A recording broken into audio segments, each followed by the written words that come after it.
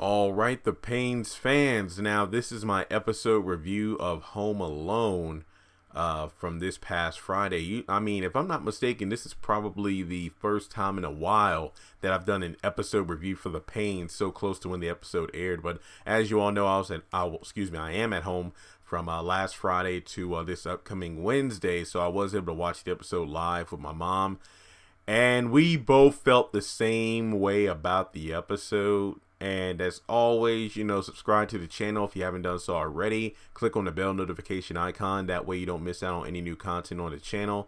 And, as always, nothing against the cast members or anything like that. It's just like this show, let me just put it this way. I don't know when the next time will be when I actually do one of these episode reviews right after the episode airs. I feel like I've said this before in the past, but it really depends on my own schedule.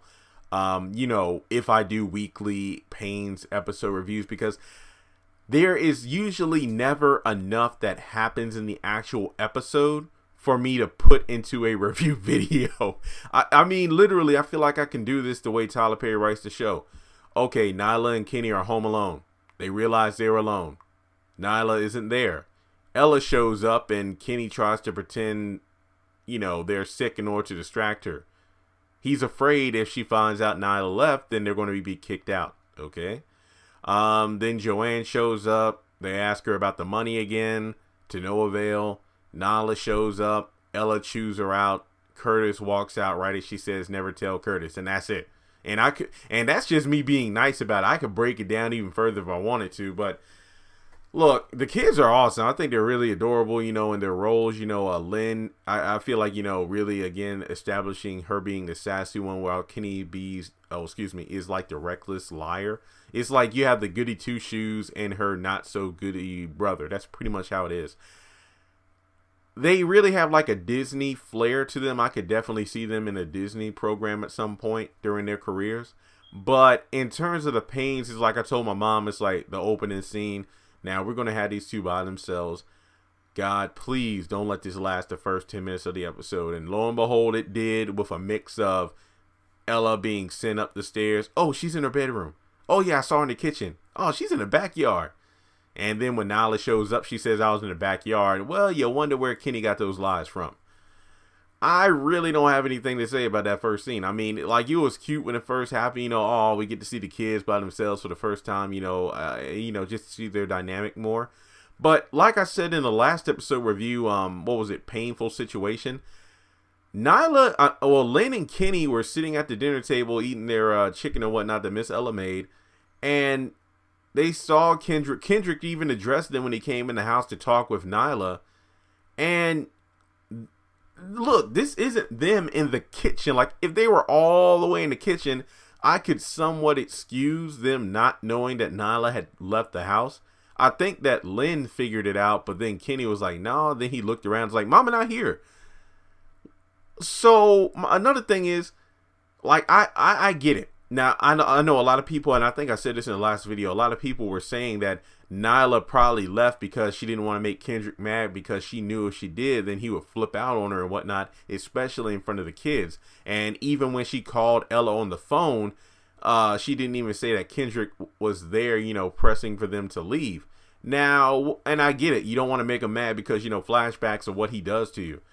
But at the same time, you wouldn't even think that she would tell her kids. Well, look, I'm not saying she should leave him alone. I'm just saying that she should have been like, "Look, we're going to be gone for a little while. Don't open the door for anyone. Don't, do this or do that." Again, that would have shown even a little bit more responsibility. Like I said before, I'm not okay with her leaving the kids alone, but at the same time, at least let them know you're gone and you will be coming back. I think this reminded me of when they were first introduced in the series. And they were at the laundromat, and Nyla just up and disappeared, leaving the kids behind. But then she eventually showed up again. I think that was when she said she hit Kendrick and was unsure if he was dead or not. So, yeah, that you're going to leave these kids with abandonment issues. Joanne shows up. I'm glad in this episode they established once again this is Ella's fault. It really is the money thing. And I still need to record that video going over the whole money situation on whose fault it really is. But at the core, She was the one that decided what to do with the money and put it in the bank. Then the check bounced to, what was it, the FBI, CIA, or whatever got involved, and that's how they're in the mess they're in now. And Joanne spent the money 30 years ago, whatever, and she most likely has the half that was given to her by Ella. So, but like they said before, the money's stolen, so it can't be used in order to pay the debt to the laundromat or pay Terrence and his crew, because it's stolen. And, they're workers, so they'll definitely put the money in the bank. What are you going to do? Give them money and just say, hey, whatever you do, don't put this in the bank. It ain't going to fly like that. So, Joanne, there really is no need to blame her for anything at this point. But there's plenty of stuff to blame her for, but that's for another video. Shoot. Not much else happened. The kids left alone. Ella shows up. Yeah, and the fact she was gone 4 hours. I did love how Ella shut her down. It's like, 4 hours? You said an hour. It's like, what? First of all, you live here rent free. And I told you we'd be gone for at least an hour. So how long were they gone for? 4 hours? Because when Nyla called, they were at the church. And I think that's right when Joanne left the scene. So Curtis and Ella were by themselves. And after that, what? She said they went to the bank to get the documentation for taking out the mortgage on the house. And once again, I don't know why they're dragging out this scene about like, Curtis was a pimp in his past, and he knows what Ella's past. Again, it's not funny if you use like every other episode, and the fact that you just try to drag on the jokes for like 5 minutes and it's not even that funny. So yeah, that's pretty much it. Then at the end, it's like, Nyla being told off by Ella, telling the truth. I'm not faulting her for that.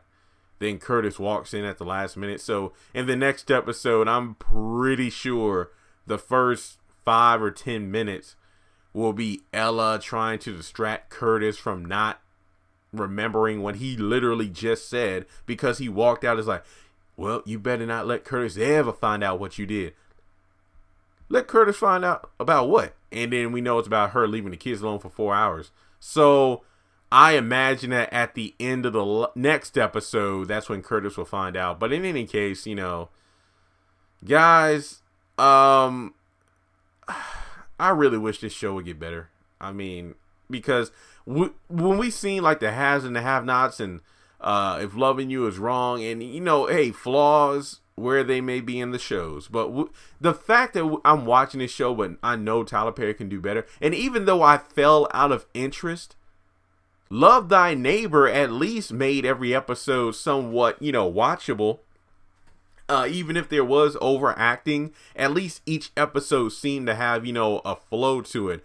Whereas the Paynes just like, okay, what are 2 things the characters can do in this episode? And then that's it. Like the Paynes, to me, it really doesn't work as a 30-minute show. I'm not saying that it should be an hour long per se, but I feel like it's definitely not a show I am rushing to tune into every single week.